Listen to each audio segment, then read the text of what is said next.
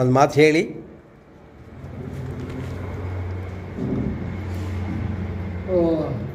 ನನ್ನ ತಾವು ಎಲ್ಲರೂ ಸೇರಿ ಒಂದು ಸನ್ಮಾನ ವಿಷಯನ ನಾನು ತಮ್ಮ ಜೊತೆ ಹಂಚ್ಕೋಬೇಕಾಗಿದೆ.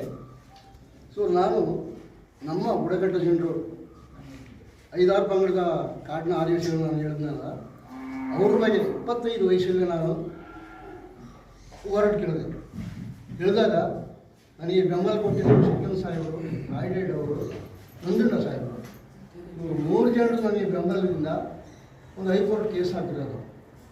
ಕಾಡಿನ ಆದಿವಾಸಿಗಳು, ಕಾಡಿನ ಮಕ್ಕಳು, ಕಾಡಿನ ನೆಲೆ ಹಿಡಿದವರು, ಅವರ ಸಂಪ್ರದಾಯ, ಅವರ ಮತ್ತು ಆಚರಿಸಿದ ಅವ್ರ ಬದುಕಿನ ಕಾಡಿನ ಒಳಗಡೆ ರೂಪಿಸಬೇಕು, ಕಾಡಿನ ಒಳಗಡೆ ಅವ್ರು ಬದುಕಬೇಕಂತೇಳಿ 4 ಹಿಡಿದು 4 ಬಾರು ನಾವು 4-5 ಜನ ಹೈಕೋರ್ಟಿಗೆ ಕೇಸ್ ಹಾಕಿ 17 ವರ್ಷ ಕೇಸ್ ನಡೀತು.